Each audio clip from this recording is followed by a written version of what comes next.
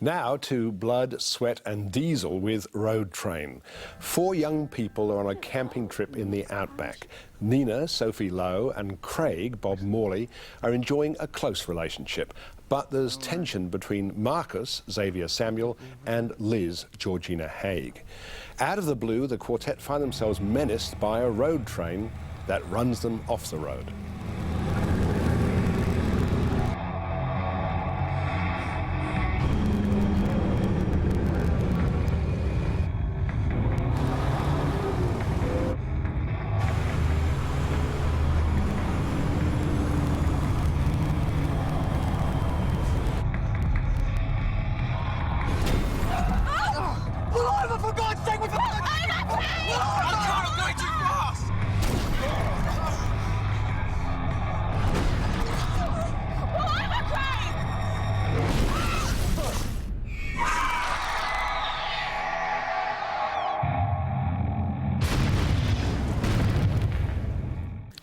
Craig is badly injured, but the others set out to confront the unseen driver of the road train. Hello?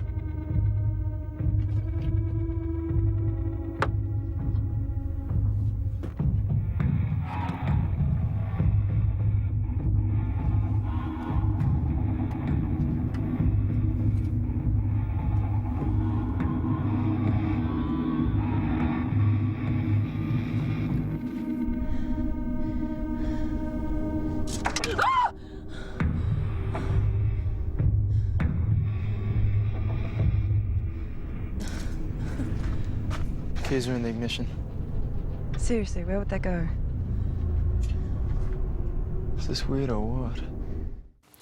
Many major filmmakers, including Francis Ford Coppola, Martin Scorsese and Jonathan Demme, cut their cinematic teeth on trashy genre films that were derided at the time by serious critics. Now, I'm not suggesting Dean Francis, whose first feature film this is, will wind up in that illustrious company, but then again he might.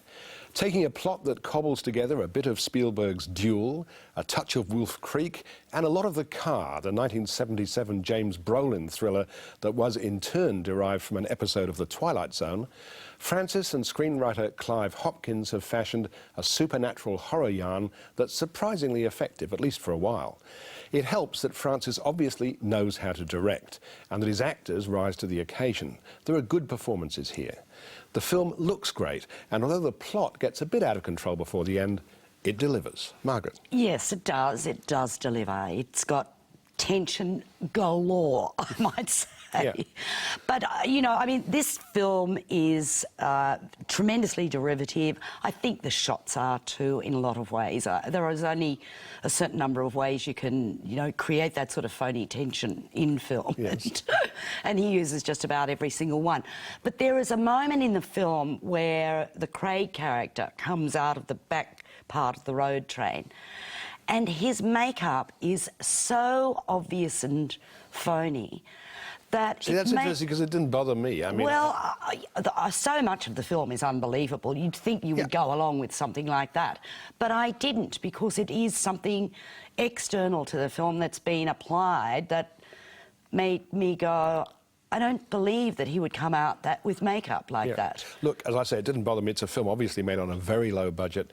It's a calling card for a young director. Absolutely, and but there is subtlety in the makeup that could have achieved exactly the same thing. I know I'm harping on about this. You are.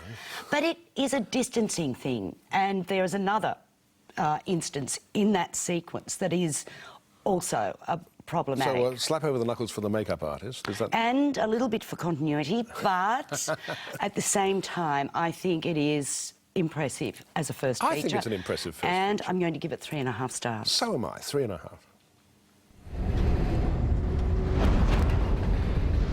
Watch out!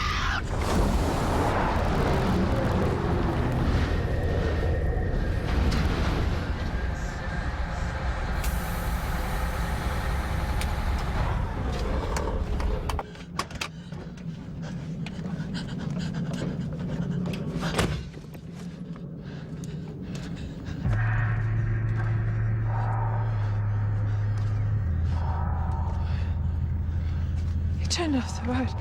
You turned off the bloody main road. I didn't. In the middle of bloody nowhere. Just how we like it. I don't remember turning off. I didn't turn off. Unless that truck is driving itself, you're the one who got us here. So this is not a film that you initiated. You are, as you say, a gun for hire on this film. But that's the way it works, especially in America. So did you feel comfortable with that? I mean, were you able to mould it to your own tastes? To some extent I was. It was a very short period of time between the time that I read the script and we were actually shooting, so there wasn't a great deal of time for script development. But in terms of the directorial approach, I could very much make it my own and bring my own stamp to the picture. You know, I think it was a really great challenge for me because oftentimes you do spend, you know, 5 or 10 years in development with the project, and so you know the characters and the story so intimately. So to come at something with a bit of a fresh perspective, the job becomes much more interpretive, the language on the page, working with the actors, casting, the visual style, that sort of thing. So that gave me, you know, a great deal of freedom to kind of practice the core craft of directing, I suppose. Where is Craig? We have to get out of here right now. Craig's gone. Gone? Where? Why are you looking for him? What the hell do you think I've been doing? Where's Marcus?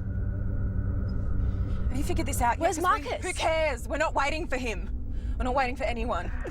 The thing I spent most of my time on was finding that ensemble of young kids, you know, who would appeal to the audience, that demographic, and, you know, bring these characters to life with some depth, you know, because it is a genre film. It's got all those genre tropes, so you've got to try and find depth within those characters. But definitely, I really enjoyed the process of working with actors, and they supported me a great deal as well through the production of this really hairy, you know, shoot.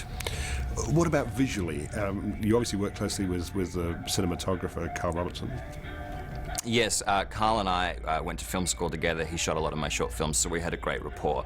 And the visual style was a real priority for me. And really, our aim was to not make it look like a low-budget film, but allow it to compete with films, you know, particularly in America with much bigger budgets.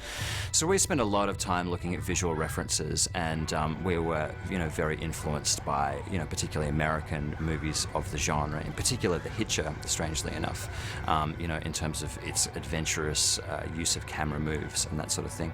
I also think, you know, in terms of creating a kind of ongoing sense of malevolence within the story, I think containing things in single shots really works for that. You know, so we plan to do a lot of kind of moving masters and capture things in one shot as much as possible. And of course, you know, try and bring out both the beauty and the terror of the landscape out there in the Flinders Ranges in a way that does have a sort of memorable and chilling kind of aspect. I think he achieved it. That was Dean Francis talking about Road Train, which opens in limited national release tomorrow.